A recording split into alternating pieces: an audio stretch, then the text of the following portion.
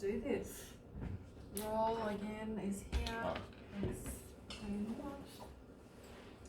So we're basically continuing this from last week, which actually was Wednesday.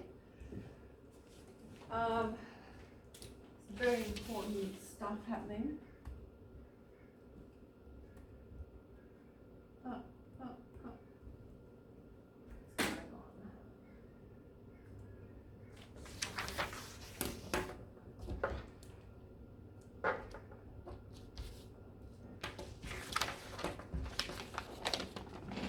Okay, that was weird.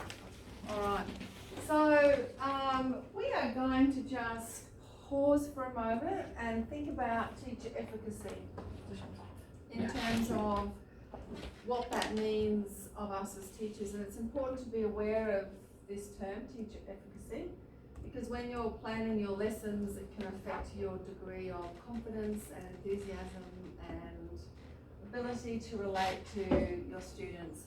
If you know that you understand the theory and the research behind your practice in the classroom, you're going to feel more confident, but you're also going to be able to engage with this idea of teacher efficacy, because there's some research out there, it's still quite new, that kind of indicates that the more effective you think you are in the classroom, the more effective you will actually be.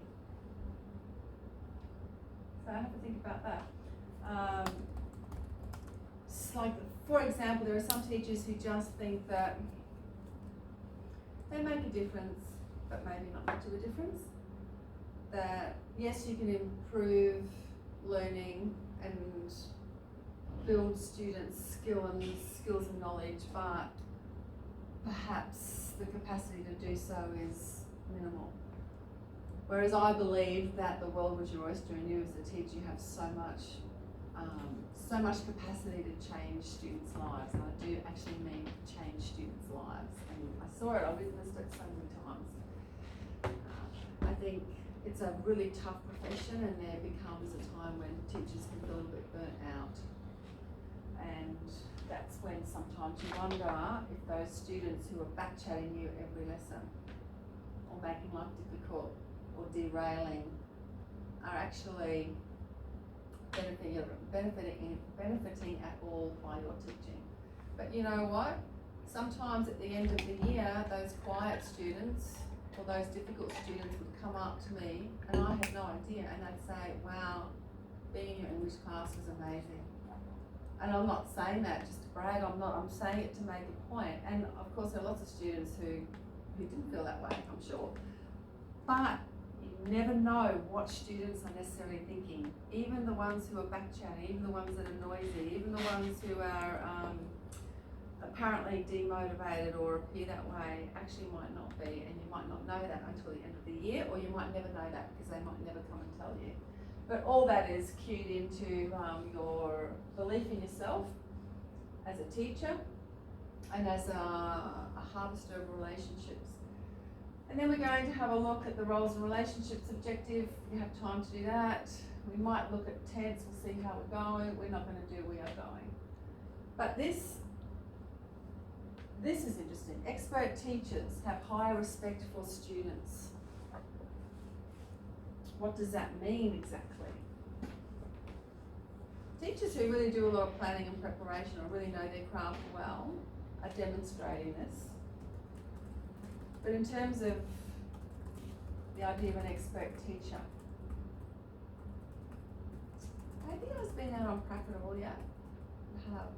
So think back to your prac. Were there any teachers you came across in casual conversations that indicated to you that they were a little bit jaded, a little bit worn out, a little bit burnt out? Nearly everyone. Yeah, everyone in my staff room. I know, right? Did as at their foundation, at the core of their belief systems, did they still have a high respect for students, or was that starting to dwindle just a little bit? I think they had a high respect for students. It was just sort of like unproductive sort of like, in my school in particular, I think they were more focused about the actual like welfare of the students rather than their education, which I thought was like but I don't really believe like, you know, students spend like 15% of their times in 15% of their time in school. I can't do much to affect their home life or their personal life, but I can try to give them an education. That's sort of my attitude towards it. Not to like dismiss those things, but I'm saying it's like really how much control do you have over if someone's turning up to school hungry or tired or, you know, worn out themselves. So we have a sphere of influence. Yeah. And if we recognise and understand that sphere of influence, then we can do much with it. What about expert teachers adopt a problem-solving stance to their work? I suppose that's the idea that when you get a difficult class, and they're all out there, a Year 9 class, when I went out on prac, my supervising teacher said to me, I'm giving you the worst Year 9 class in the school. I went, okay. But he prepared me psychologically, he told me that was the situation. But I went in there believing that I could teach these students something. And that did actually end up happening. So being a problem solver.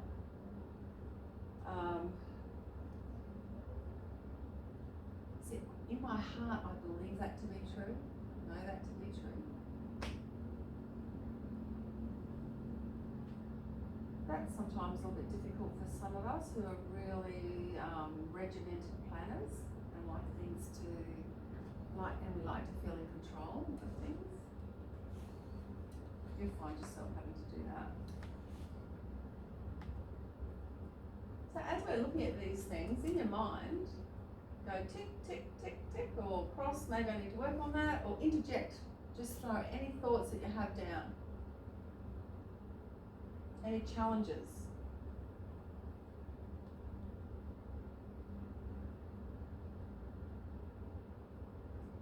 Sounds so easy in black and white print there, doesn't it? It's kind of a nothing statement. Good teachers are good at making good classrooms for good learning. Yeah. I wonder what this means, optimal classroom climate. What do you reckon?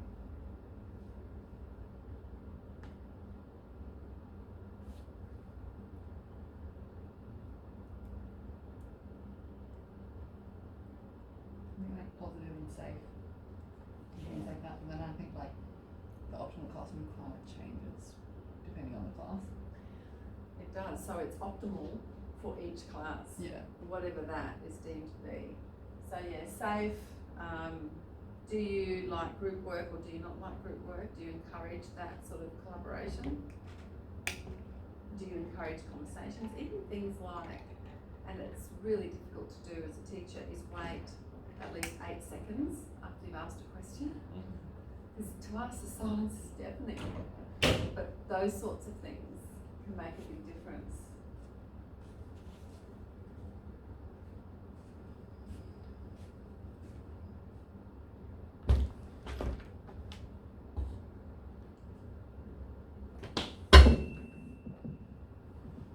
How does that link to Wednesdays? Hello. How does that link to Wednesdays tute?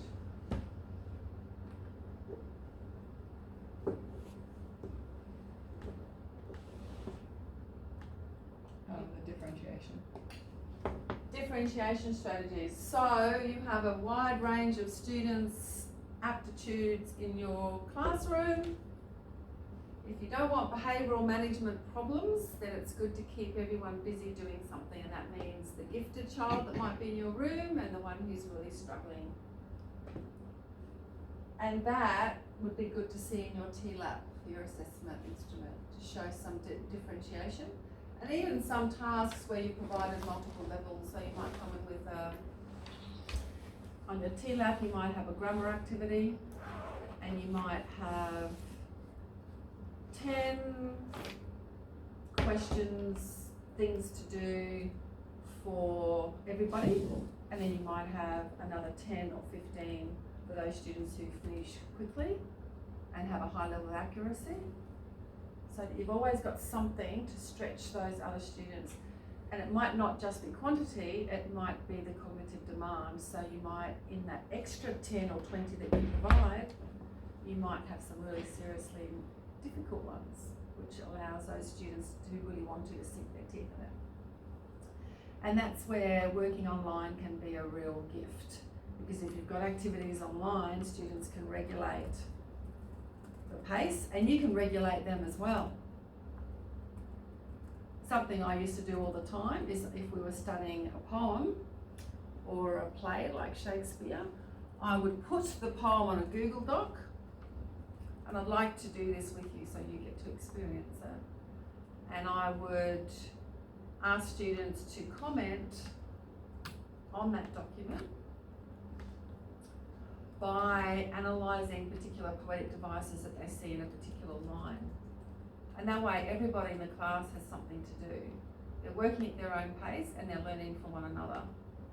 If we've got time, we might do that this afternoon, because that is a really good way of using technology in a really authentic way. And you as a teacher then, if a student has made a comment against a line of poetry and they're saying this is a simile, you know that's not enough. Why is that not enough? Why do you have to communicate with that student? Why do you have to draw more out of it? So there's a poem on the Google Doc, they've made a comment, they've identified that in that line of poetry there's a simile, and they've said simile. So they've identified the poetic device. Awesome. Why is that not enough? What does the syllabus require?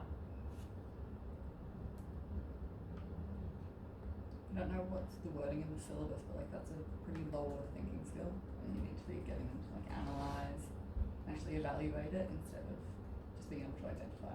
Identify is the first thing. In fact, we don't even mind if they don't identify that it's a simile, but that they can tell us what two things are being compared. Obviously we teach those poetic devices, and I always couldn't help it. I wanted my students to be able to recognise it, because that is part of their analysis. But if a student can't recognise it as a simile, but they can say the bull is being compared to the turkey because it's establishing this idea of the bull being weak, or I don't know, whatever turkeys behave, and that it positions audiences to feel empathy for the bull, then you know the student's on track. And that is really, I tell you what, it is high quality workshopping in a classroom scenario. So we might, and I think it hits some of these things too.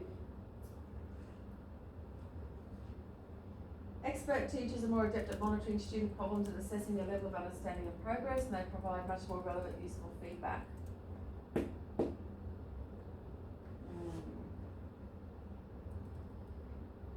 If I gave you a bunch of student responses now, it's your class, and they've all just written narratives, and you've marked these in the ISMG and you're confident you know your marks are right, would you feel confident about writing a comment back to the student to provide them feedback? Yep. What language would you use? What sort of words? Start with something positive. Be like, I don't know, clear and direct, but like not negative in tone, I guess. Yeah. Would you use syllabus language? Yeah, I can give you pretty clear like the objectives and things they didn't meet, but And- making sure it's still in language that the kids understand. Well, I define like the jargon if I think they're unfamiliar with it, you know. So what's a word from the objectives you could use straight away as it is and drop it into that feedback? Think of your ISMGs. What about the qualifiers of discerning and effective? You could say discerning analysis of how the two texts create the representation of totalitarianism being an evil force. So you can see how I took language from the syllabus, discerning, I used analysis. They're always two that you can use in your feedback to students. And then I talked about what they did that was really well, really done well. So yes, you're right, positive. But even those students who write high-level responses do benefit from being told what is discerning in their response, so that they're very clear about what they know they're doing well, rather than what they're doing well, but that hasn't actually been articulated to them. That really didn't make much sense. But the more precise and concise our feedback is it well organised? Is it clear? Is it have they developed a thesis and woven that throughout? That's really good feedback for students. So then that sort of cues into this. Percentage of achievement variance.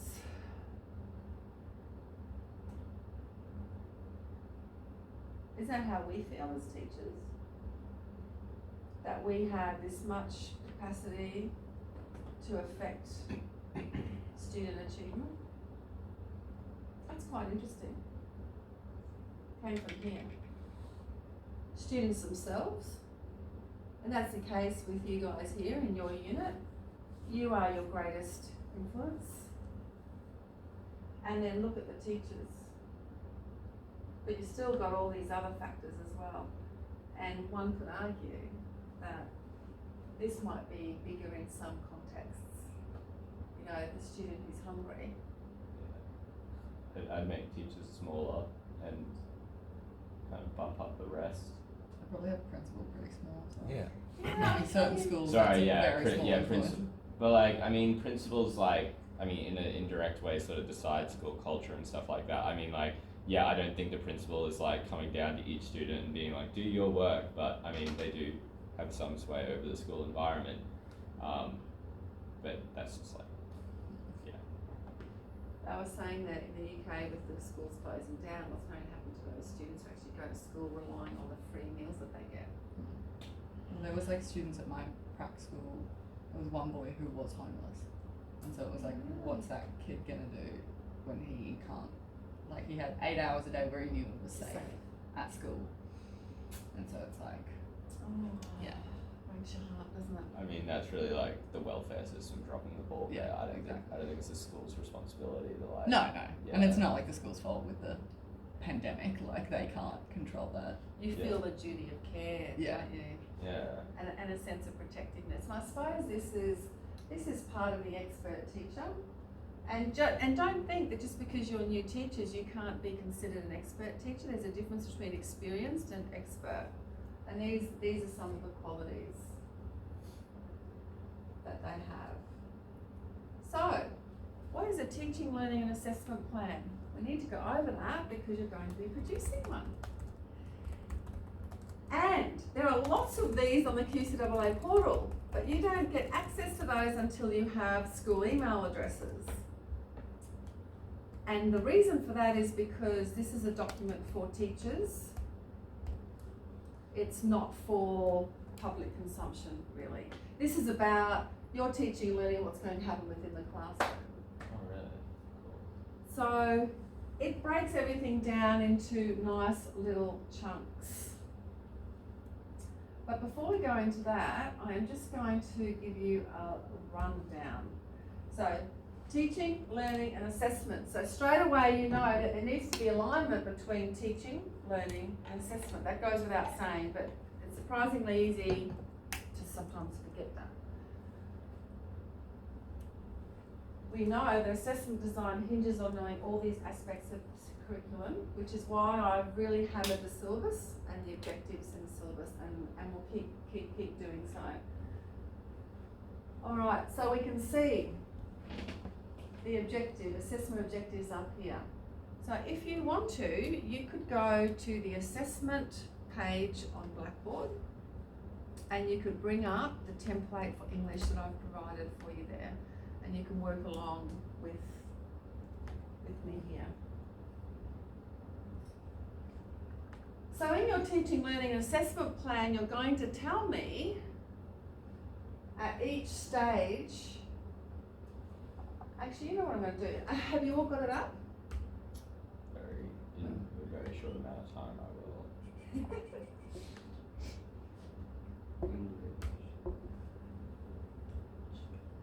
I understand that like producing this assignment is really important, but when you actually go into a school, would you not like have these available to you? Depends on the school. Yeah. Some schools are doing teaching, learning, assessment plans for everything, and teachers have been worked to the bone producing these. It's not a requirement by QCAA. Schools don't have to create these documents. It's a school-based decision.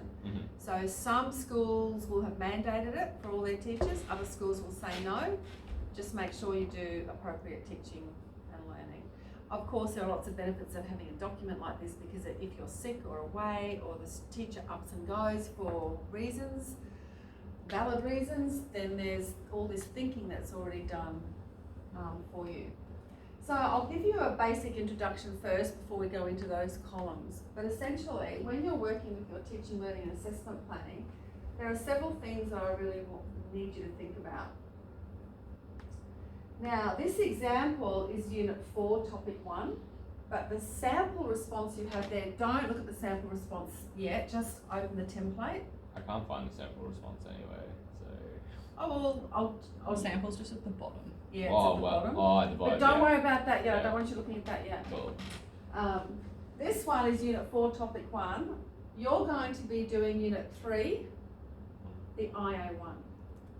If you really have a great pressing need to do the IA2, come and talk to me, but the IA1 is a really good one to work with for your teaching, learning, assessment plan. And you'll put the topic there, which is conversations about concepts in texts. Then you're going to tell me what the assessment instrument is, and you're going to come up with a task statement.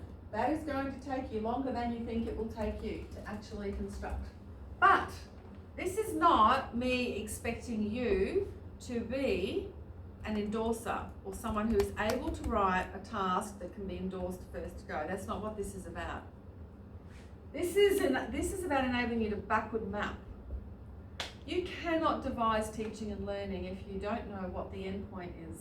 So this is me just saying to you, come up with a task statement that is suitable for your IA1 within the conditions. They're not the conditions for the IA1, it's 1,000 to 1,500 words. That you want your students to be working towards, because I need to see that there's alignment. That's why that's there. I'll show you a sample response to a task. Actually, no, I won't, but I will give you some sample sheet responses that some of the other students in the other unit have been looking at as well. But it uses a Film Australia, but for the IA1, just to give you a sense of what one might look like, sound like, feel like.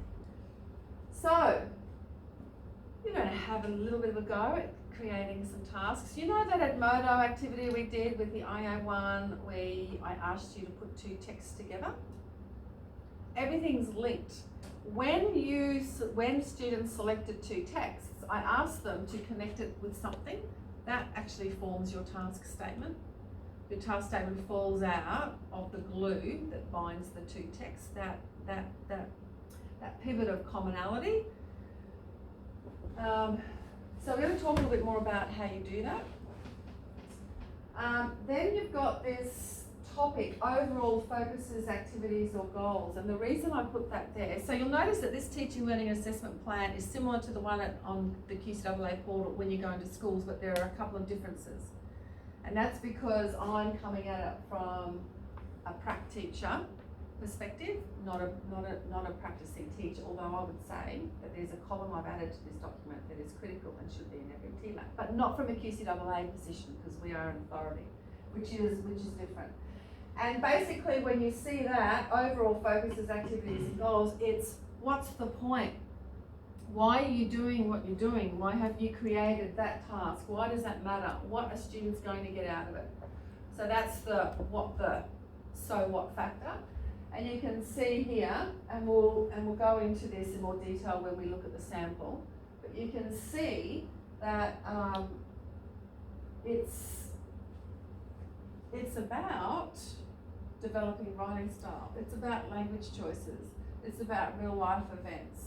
It's about creating particular representation. It's about getting students to think about why narratives are powerful vehicles for prompting reflection about life and humanity. Like, if you can pick up some of those really deep ideas about why you want to do what you do, and then break it down, then you'll know that you've got a defensible position for your task, and that if anyone asks you why you're doing it, you can say all these really amazing reasons. Then you've got subject matter that comes straight from a syllabus. And the reason subject matter is important is because that's what external assessment is based on, the objectives and the subject matter. Any questions about that? So that's just to get your brain warmed up when you're starting to work with this document. Then we start drilling down into the minutiae. And we've got the assessment objectives. So if you've got a learning experience here, okay, I'll go over the titles. Assessment objectives, underpinning factors. Do you know what underpinning factors are? Can we rattle them off yet? Talked about it in week 1, so it's been a little while. They're in every syllabus, so regardless of your teaching area. Like literacy, numeracy, and things like 21st century skills. Yeah. Underpinning factors, so scaffolding and differentiation strategies. So this is a column I've added. Because if you're going to devise a teaching and learning experience for your students, you're not going to have every student at the same place at any one time. So that's where you put your WOWKey, differentiation strategies, or any other strategies out there that you have found and love and want to experiment with students in the classroom. And then you give me your learning experience in bullet point. So short, sweet, direct, and very clear. Would that be like a class by class sort of learning experience, or? This would be, I don't know if you watched the recording yesterday from Wednesdays, but we did a grammar activity on complex sentences, compound, simple sentences. That would be a learning experience. Mm-hmm.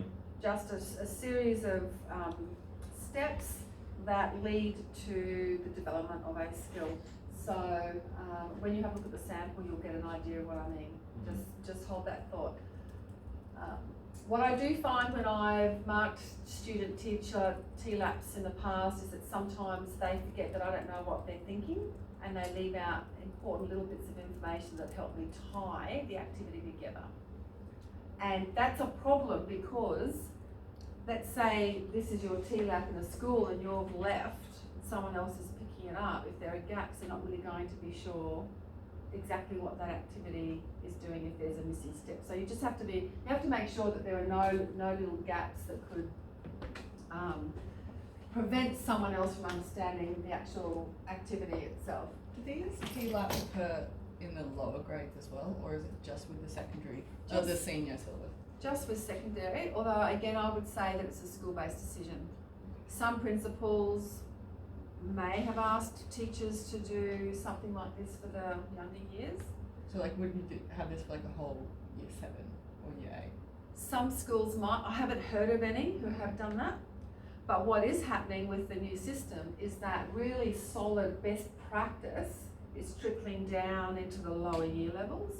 And an example would be, which I think needs to be done more of, is getting students trained to understand that the condition in the syllabus is the condition. It's the condition, the condition, the condition. So that means if it's 4 minutes, you go to 4 minutes. And if we do that all the way back to year 7, by the time students get to year 11, year 12, we don't have this awful problem of students going to 9 minutes when they're not supposed to exceed 8, or they go to 15 minutes. We have seen examples of that. How is that equitable or fair when you've got students working really, really hard to get it down to the 8 minutes specified by the syllabus? Because obviously you can say a lot more in 9 minutes or 10 minutes. So the new system has changed, has made it very clear that schools have a responsibility to manage length in schools and to have really detailed assessment policies that indicate to students and parents the consequence of going over those syllabus conditions. So you can draw a line under it and not mark from there. You can ask students to redact sections, but there are rules around that as well. So what I guess what I'm saying is an answer to your question is that it's really good to have some of those best practice regulations or rules or principles go all the way down into year 7.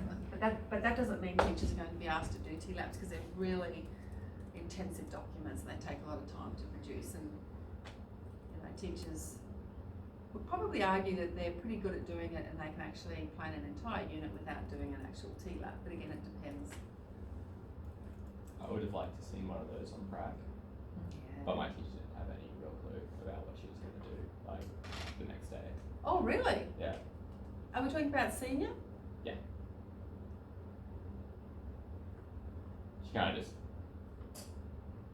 played it, you know, close to the ground, sort of. Yeah, Three? same.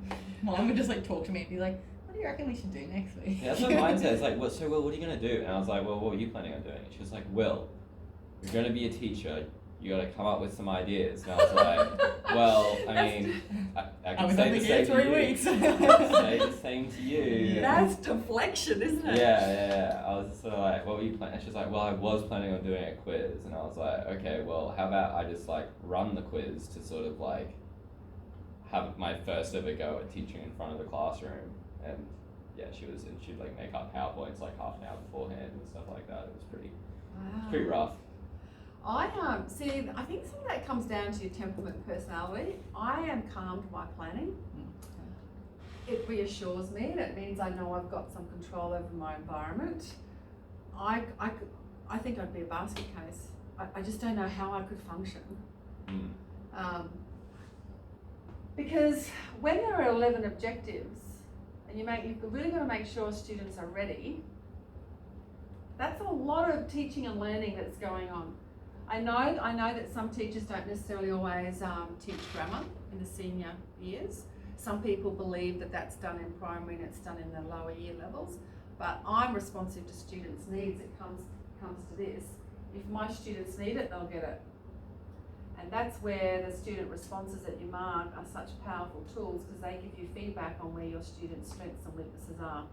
And the example I gave you a while ago is if none of your students can put a possessive apostrophe where it's meant to go, even though they're year 12 students, you would spend a lesson and then regularly refer to it. And here again, you've got your subject matter from the syllabus. Please don't use up a lot of your words copying and pasting stuff from the syllabus. I'm happy for you to just use the first 3 words as a bullet point here for the subject matter that you're looking at, because it's a waste of words. I want to know what your learning experiences are and what your differentiation strategies are and how you're using ICT. Those sorts of things, where you sneak in a bit of numeracy. Tough for us, wordsmiths. So don't submit a teaching and learning assessment plan if you don't have numeracy in there. Now the assessment talks about 18 hours. We don't really think along those lines in the English discipline. What we're really going to do is talk about a series, 18 hours is not a bad time frame. If you think that a unit of work is 55 hours, and if there are 2 topics in that unit, which there are, because there are 2 assessments for each unit. In Unit 3 we have the IO1 and the IO2, 2 topics. So you can imagine that if a unit goes for 55 hours, each topic is going to be what, half of 55, whatever that is, roughly, 22. So it's kind of close enough to being an entire topic. And that's the other thing you need to tell me, and we talked about this in the first few weeks. You need to tell me if your TLAP starts right on the very first day of starting the unit. So you're doing that you're doing that orientation phase, and then you're doing the enhancing phase, and you're doing a little bit of the synthesizing phase. Or if you want to do mostly the enhancing and the synthesizing phase. So in your TLAP, or in the section above it, you just need to say, I am starting at this phase of the learning. I know that there are another, say, 4 hours that I'm not covering in my learning experiences. They will occur the week before the assessments are due, or something along those lines. But I would say that even though there might still be 4 hours left that you don't technically have to plan for, you're still going to cover some of the learning that's going to be done in those final 4 hours in the rest of your lesson, because you're not going to save all the analysing of the texts to the last 4 hours. You do that regularly throughout an entire unit. You drip feed, you constantly go over stuff and over and over and over it. So don't waste your words on copying and pasting subject matter from the syllabus. Just use the bullet point and the first 3 words, just enough to signal to me that So you know. where is subject matter in the syllabus? Like, Good question. Have you all got your syllabuses open? There is a table in every topic with subject matter, and it looks like that. See those boxes? Gotcha.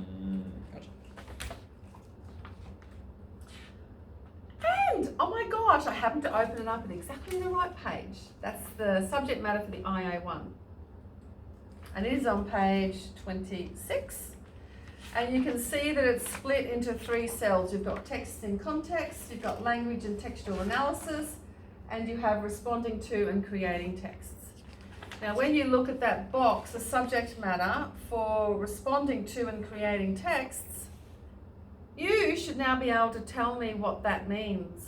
We talked about it on Wednesday. Again, someone explain what I mean when I say it's a responding task. Responding to someone else's representation in the text.